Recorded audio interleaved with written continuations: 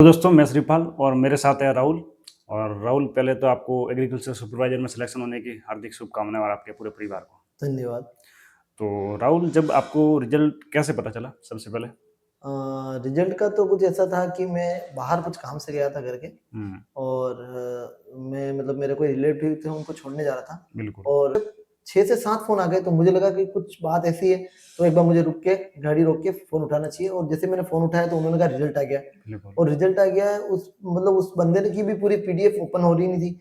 फिर उसके बाद उसने कहा मैं आपको एक बार पीडीएफ सेंड करता हूँ आप देखो। जैसे मैंने देखा तो अपना ध्यान क्या जाता है कि अपन छठे या सातवें पत्ते को देखते हैं। यस अपन यस। देखते नहीं है कि अपन पहले पत्ते को और पहले ही पत्ते पे 44वें स्थान पर जब मेरा नाम था, बिल्कुल। तो ये देखकर मतलब वो क्षण मैं आपको मतलब ये बयान नहीं वीडियो के कर माध्यम सकते। से नहीं बयान नहीं कर नहीं सकते। नहीं। और सबसे पहला फ़ोन मैंने मेरे पिताजी को किया और कुछ मेरे मुझे चाहने वालों उनको सबको मैंने बताया और पिताजी को जब ये पहला क्षण जब मैंने आप उनको ये शब्द कहे कि मेरा एग्रीकल्चर सुपरवाइजर में हो गया है, तो तो वो उनका क्या क्या है बिल्कुल रिएक्शन था? निःशब्द हो गए थे। अब वो जो उस समय वो उनका जो निःशब्द होना था, वो उसमें सारे शब्दों का समाहार था मेरे लिए। बिल्कुल। हाँ दोस्तों, ये होता है कि जब आपका सिलेक्शन होता है बहुत लंबी जर्नी के बाद और आप मिडिल क्लास परिवार से हो, तो ये खुशी आपके लिए बहुत मायने रखती है। और जब आप अपने पिताजी को ये माताजी को घर पे बताते हो, तो वो कोई भी वैकेंसी हो, भले छोटी हो बड़ी हो, तब आप उनके लिए बहुत बड़ी बात होती है, बिल्कुल, क्योंकि एक बिल्कुल। मिडिल क्लास घर से पहली नौकरी है आपकी शायद। बिल्कुल, बिल्कुल, मेरे परिवार से पहली नौकरी। तो आप अपने स्कूल और कॉलेज के बारे में बताएं कि आपने स्कूल कब किया और कॉलेज कहाँ से किया? स्कूल तो मैंने 11th तो गवर्नमेंट स्कूल ही थे उदयपुर में, तो यस। प्राइवेट स्कूल एक ही था बीएन स्कूल और तो मैंने 11th वहाँ बीएन से की। फिर 11th के बाद मैंने 12th जो की थी वो रॉयल इंस्टीट्यूट जो उदयपुर में उस समय अच्छा कृषि संकाय में जाना जाता था, बिल्कुल। उससे उस फिर वहाँ से 12th मैंने की थी। तो फिर आपने आगे बीएससी या बीए? बीएससी नहीं की थी मैंने, 12th के बाद मैंने फिर बीए चुनी मैंने हम्म। और बैचलर इन आर्ट्स की। तो 2018 में मेरी जब सीनियर सेकेंडरी शिक्षा जब 12th हो चुकी थी, तो मैंने 19, 20 और 21 इन 3 वर्षों में मैंने अपनी बीए पूरी की। तो आगे आपने कंटिन्यू तैयारी करी या फिर कोई और डिग्री प्राप्त की आपने? फिर मैंने बीए 2021 तक की और 2021 में ही बीए के साथ मैंने बीएसटीसी का एग्ज़ाम दिया था यस। और बीएसटीसी में मेरा 409 नंबर पे या हाँ, 409 नंबर पे मेरा क्या सिलेक्शन हुआ था। मुझे कॉलेज मिला था चित्तौड़ में एक ओम शिव संस्थान कॉलेज है, वहाँ से मैंने बीएसटीसी की। हम्म। तो इस दौरान आपने एग्रीकल्चर सुपरवाइजर की तैयारी की थी, क्योंकि 2021 में एक भर्ती आ रखी थी। बिल्कुल, बिल्कुल, जब मेरे बीएसटीसी के जब फर्स्ट ईयर के फाइनल एग्ज़ाम चल रहे थे, उस समय ही ये एग्ज़ाम उस समय मैं सुपरवाइज़र का एग्ज़ाम दे चुका था और मुझे उस समय मेरा 2 गुना का रिज़ल्ट आ गया था। तो 2 गुना का रिज़ल्ट आया तो मुझे मतलब ये कन्फर्म हो गया था कि अपने मेरिट से 9 एक नंबर ऊपर थे, तो अपन को लगता था कि अपना सिलेक्शन 2021 में सुपरवाइज़र में हो जाएगा। तो उस चक्कर में मैंने क्या किया, मेरी मतलब गलती थी और हर स्टूडेंट को इससे एक सीख लेनी चाहिए कि मैंने बीएसटीसी के फाइनल एग्जाम के 2 एग्जाम छोड़ दिए थे। 2 से 3 एग्जाम कुछ छूट गए थे मेरे और उसमें एक ऐसी पॉलिसी होती है, एक एग्जाम तक तो वो मान्य होता है, पर अगर उससे ज़्यादा एग्जाम छोड़ते हैं आप, तो एक आपको साल आपका वापस खराब 1 साल होता है। रिपीट करना पड़ता है। रिपीट करना तो ये एक सीख है बच्चों के लिए कि आप कभी भी मतलब जब तक आपको हाथ में जब तक आप उस टेबल पे बैठ के साइन नहीं करो, तब तक आपको इन चीज़ों को नहीं मानना चाहिए कि मैं लग गया, मैं नौकरी लग गया तो मैं मतलब मेरे साथ वाले कोर्स छोड़ दूँ, ऐसा मतलब ध्यान रखना चाहिए इनका आपको। यही कहना है कि जब तक आपका फाइनल रिजल्ट नहीं आता, आप ज्वाइन नहीं कर लेते कोई सरकारी सेवा में, तब तक आप जो अपनी डिग्री कर रहे हो वो कंटिन्यू करिए। कंटिन्यू करें, अब ये बिल्कुल, नहीं कि आपका बिल्कुल। पीडीएफ में 2 गुना में आपका नाम आ गया और आपने कोई कोर्स कर रहे हो, आप डिग्री कर रहे हो तो आपने छोड़ दी, तो छोड़नी आपको है नहीं, क्योंकि फाइनल रिजल्ट का कुछ कह नहीं सकते कितने नंबर आगे बढ़ेंगे। और फिर राहुल, आप ये बताएं कि आपने कोचिंग की थी या सेल्फ स्टडी? नहीं, उस समय मैंने सेल्फ स्टडी मतलब 45 से 60 दिन की लगभग तैयारी की थी। ईमानदारी से आपने 60 दिन में एग्जाम क्वालिफाई कर लिया? बिल्कुल, बिल्कुल, बिल्कुल। लोग, अगर मैं कहूँ तो ये मान लेंगे। अरे! क्यों नहीं मान कौन-सा आपके उस 12th की जो क्लियर था उसके बेस पे मैंने 60 दिन की तैयारी में लगभग एग्ज़ाम और निकाल ये दिया। भी कि आपने पहले एग्ज़ाम दे रखा था 21 वाला, तो वो उसमें आप 2 गुना सिलेक्शन आपका हो बिल्कुल, रखा था। बिल्कुल, बिल्कुल, बिल्कुल। तो उससे आपकी तैयारी तो पहले से आपकी तैयारी थी, बेसिक क्लियर थी, तो ठीक है, ज़्यादा बिल्कुल। आपको टाइम लगा नहीं। जी, जी, जी। और ये कह सकते हैं आपने 50 से 60 दिन में आपने तैयारी करके सिलेक्शन ले लिया। ठीक है। और सुपरवाइज़र का सिलेक्शन लेने के लिए इतना भी बड़ा सिलेबस है नहीं इसका। जी, जी। और आपके इस दौरान सबसे मजबूत विषय आपका कौन-सा था? मेरा सबसे मजबूत विषय था हिंदी हिंदी, और क्योंकि आपने रीट उसमें में इसको आप पढ़ चुके थे। पढ़े थे उसमें भी और जीके और आर्ट एंड कल्चर मेरा अच्छा था वैसे। अच्छा। तो सबसे कमज़ोर आपका कौन-सा था? सबसे कमज़ोर सब्जेक्ट बोरिंग लगता था मेरे को, एग्रोनॉमी थोड़ा बोरिंग टाइप का सब्जेक्ट लगता था। तैयारी के दौरान आप क्या कभी-कभी खुद को परखने के लिए टेस्ट देते थे? बिल्कुल, टेस्ट देता था मैं।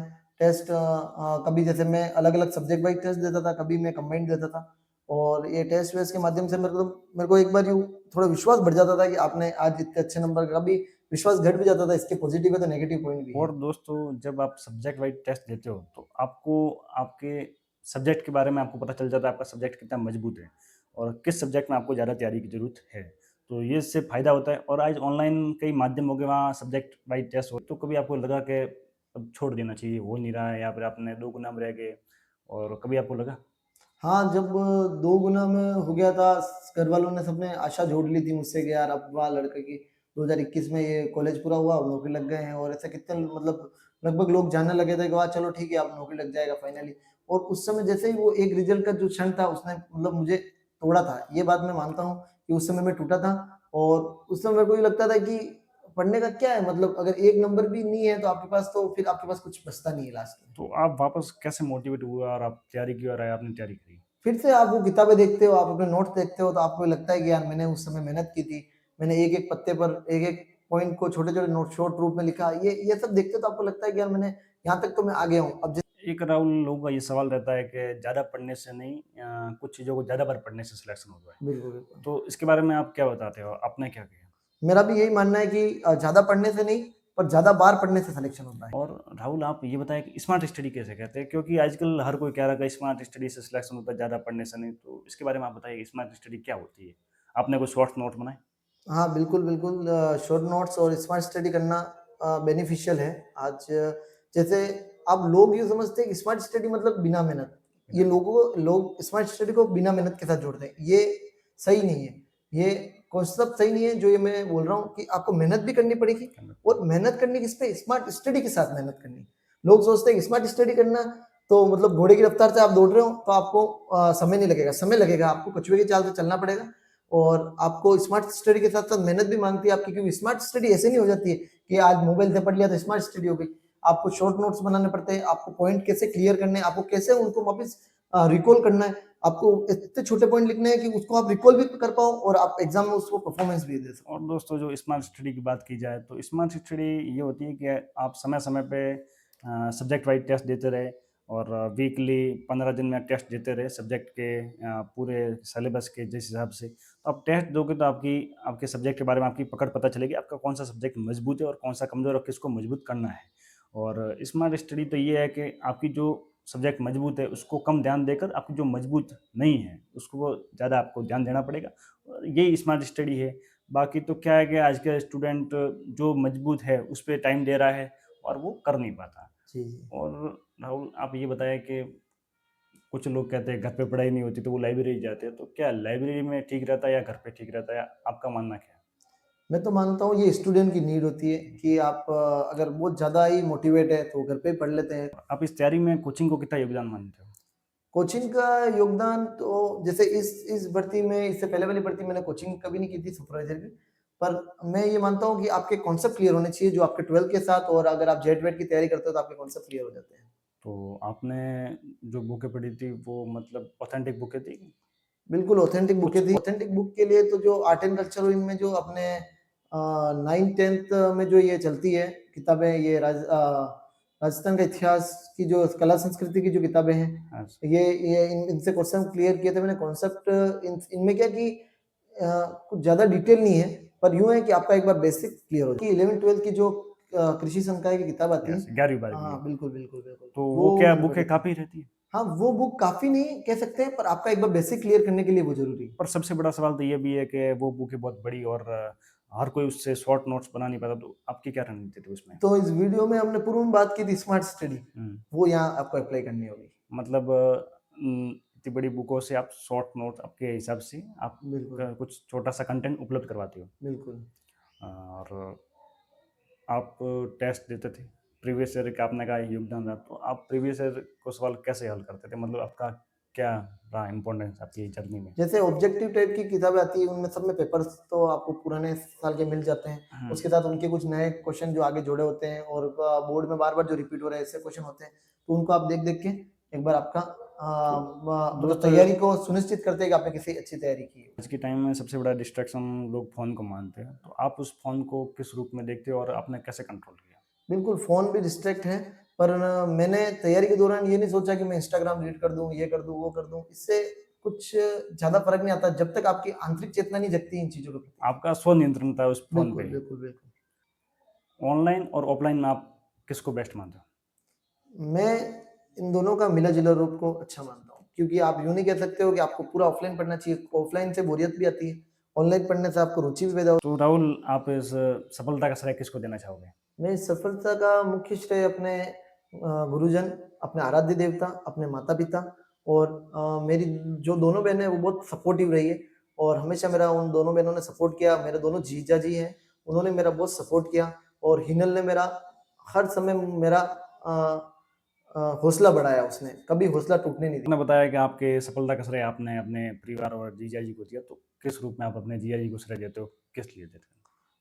जैसे मेरी जो बड़ी बहन थी और उनके जो हस्बैंड थे उन्होंने मुझे एग्रीकल्चर से अवगत कराया और जो ये अभी इस परीक्षा का जो अंतिम दौर था, जो अंतिम माह था 1 माह, वो मुझे मेरी छोटी बहन ने उसके घर पे रखा और वहाँ से मैं लाइब्रेरी जाता था और उस जिया जी और उस दोनों का बहुत अच्छा सपोर्ट रहा, जिसके कारण मैं अपनी पढ़ाई में मुझे कोई भी समस्या नहीं, वहाँ से दोस्तों का सबका डिस्ट्रैक्शन दूर हो गया था और वहाँ मैं अच्छे से लाइब्रेरी जाके पढ़ाई कर पा रहा था और उन्होंने मतलब वहाँ पर मुझे रख के उन्होंने मेरे को हमेशा मोटिवेट रखा। तो राहुल, सबकी समस्या रहती है स्टूडेंट के कि भई रिवीजन कैसे करें, और आपने कैसे किया और आपका सिलेक्शन हो गया? इसके बारे में बताएँ आप? देखो सबसे पहले तो आपको मैंने बताया था कि शॉर्ट नोट्स होने बहुत ज़रूरी है। हुँ। शॉर्ट नोट्स होते थे, उनको मैं जैसे आज शॉर्ट नोट्स बनाए, किसी भी चीज़ को उसको मैंने पढ़ा और शाम को वापस मैं जब सोने जा रहा हूँ, उससे पहले मैं उसको पढ़ लेता था और उसको पढ़ने से क्या होता था कि अगले दिन नहीं तो 3 दिन बाद वापस मैं अगर उसको एक नज़र से देखता था, तो वो मेरे को रिकॉल हो जाते थे। और आजकल सबसे बड़ी समस्या होती है स्टूडेंट जो तैयारी करता है लंबे समय से, जो जितनी ज़्यादा लंबे समय से तैयारी करता है उसके लिए समस्या है कंसिस्टेंसी, मतलब निरंतरता कैसे बनाए रखें। तो ये आपने कैसे किया? निरंतरता तो ऐसी चीज़ है कि आपका एक होता है कि ये कॉन्सेप्ट क्लियर करना है। बस आपके अंदर ये होना चाहिए, तो उससे निरंतरता आती है। निरंतरता बोलने से नहीं आती है, बार-बार किसी काम को करने से नहीं आती क्योंकि उससे बोरियत आती है। आप समझते हैं उसका रिज़ल्ट हमेशा बोरियत रहता है, तो आपको एक ये करना चाहिए कि आपको ये क्लियर होना चाहिए कि मेरे को ये टॉपिक आज क्लियर करना ही है। तो उससे रुचि निरंतरता कैसे वैसे बन जगाए? जाती है। मतलब आप किसी काम को करने में आपको कंटिन्यूटी नहीं हो रही है, मतलब ये हो सकता है कि उसमें आपको कोई रुचि नहीं है। तो रुचि कैसे पैदा की जाए? रुचि तो सर आपको उस समय देखना पड़ेगा देखो दर्द आपको सहना पड़ेगा हर चीज़ का, लंबे तक बैठने का एक ही जगह बैठे हैं लोग घूमने जा रहे हैं, वीडियो डाल रहे हैं, फ़ोटो डाल रहे हैं, सारे ढीले मेरे से आप जो भी इंस्टाग्राम पे लोगों के फ़ोटो देख रहे हैं, फेसबुक देख रहे हैं, उनसे थोड़ा-सा आपको हल्का सा कट होना पड़ेगा और आपको आपकी चीज़ों को फ़ोकस करना पड़ेगा। तो आपको वैसे रुचि आएगी और आपको इसके एग्ज़ाम के बाद जब रिज़ल्ट आएगा वो क्षण क्या होगा उसके बारे में तो राहुल, आपका तो सिलेक्शन हो गया, और एक सवाल मैं पूछना चाहता था कि अगर आपका नहीं होता इस भर्ती में, आप रह जाते किसी कारण से, रहना नहीं चाहिए, तो आपकी रणनीति क्या होती आगे? हाँ, तो देखो सबसे पहली बात तो मैंने एक भी बार मेरे दिमाग में ये ख़्याल नहीं आने दिया कि मेरा नहीं होगा। हुँ। क्योंकि आप जिस समय जो सोचते हैं और उस समय वो कभी-कभी वो चीज़ें घट जाती हैं। तो सबसे पहले तो आपको ये चीज़ सोचनी नहीं एग्ज़ाम के दौरान तो बिल्कुल नहीं सोचनी। क्योंकि आप एग्ज़ाम के दौरान ये चीज़ें सोचते हो तो आप नेगेटिव चले जाते हो। तो एक तो आपको पॉज़िटिव रहना है, ये चीज़ें सोचनी नहीं। ठीक है? उसके बाद भी मेरा बी प्लान ये था कि अगर मैं इसमें अगर नहीं होता है, अगर मैंने ये तो एग्ज़ाम के दौरान नहीं सोचा था, अगर जब एग्ज़ाम दे चुका था उसके बाद अगर मैंने सोचा कि अब मुझे क्या करना चाहिए आगे, तो मैंने सोचा कि अब आने वाली कोई अगर आगे भर्ती होगी जैसे रीट की कोई भर्ती की अभी चल रही है, तो उस रीट के बारे में सोचा है मैंने आगे। और जाते-जाते आप हमें ये बताएँ कि एग्रीकल्चर सुपरवाइज़र की जो तैयारी करते हैं, उनके लिए सबसे बड़ी सलाह आप क्या देना चाहोगे? एग्रीकल्चर सुपरवाइजर की तैयारी करते हैं उनके लिए ये सलाह यही रहेगी कि एक कोर्स आपको बता दिया गया है, उस अनुसार आपको पढ़ना है, इसमें इतना करंट अफेयर आता नहीं है, तो आपको क्या करना चाहिए कि आपके अपने सब्जेक्ट पे पकड़ अच्छी कर लो और जो सब्जेक्ट आपके पहले अच्छे होंगे पीवाईक्यू सॉल्व करते रहो और जिन पे पकड़ अच्छी नहीं उनके कॉन्सेप्ट क्लियर करो। और क्या कोचिंग ज़रूरी है या सेल्फ स्टडी से सिलेक्शन हो सकता है? इसमें मतलब आप आलोचना नहीं कर सकते हो ना कोचिंग की ना सेल्फ स्टडी की, दोनों अपने-अपने स्तर पे अच्छी है। अगर जिन बच्चों के कॉन्सेप्ट क्लियर नहीं है उनको कोचिंग जाना चाहिए। तो दोस्तों, तो राहुल, अब आपका सिलेक्शन हो गया है, तो आप अब तक किताबों तक सीमित थे, तो अब आपको फील्ड में काम करना पड़ेगा। तो एग्रीकल्चर के क्या काम हैं जो हमें विद्यार्थियों को पता है? एग्रीकल्चर सुपरवाइजर का काम मुख्यतः ये रहता है कि जो अपने सरकार की योजनाएं होती है और किसानों के मध्य कड़ी का कार्य करता है एग्रीकल्चर सुपरवाइजर, मतलब बिल्कुल, एक कड़ी है जो बिल्कुल, जैसे कृषि किसान को और सरकार को जोड़े रखता है। जोड़े रखता सरकार है। की जो योजनाएं होती है वो किसान को बताना, और बाड़ाबंदी और फव्वारा सिंचाई और कृषि की नई तकनीकों के बारे में बताना, उन्हें अवगत कराना, ये कार्य। धन्यवाद राहुल आपको, आप हमसे जुड़े और USS untold story of success channel का सब्सक्राइब करिए और आपको नई स्टोरी मिलेगी। सबसे पहले तो मैं अपने दोस्त श्रीपाल को धन्यवाद देना चाहूँगा, जो सियाना जालोर से मेरे घर पे आए और इन्होंने मेरे अनुभव के बारे में जानना चाहा, और इन्होंने भी एक अच्छी जर्नी चालू की है, तो आप सब इनका सपोर्ट करें, इनके वीडियो को लाइक करें और चैनल को सब्सक्राइब करें और आगे सपोर्ट बनाए रखें।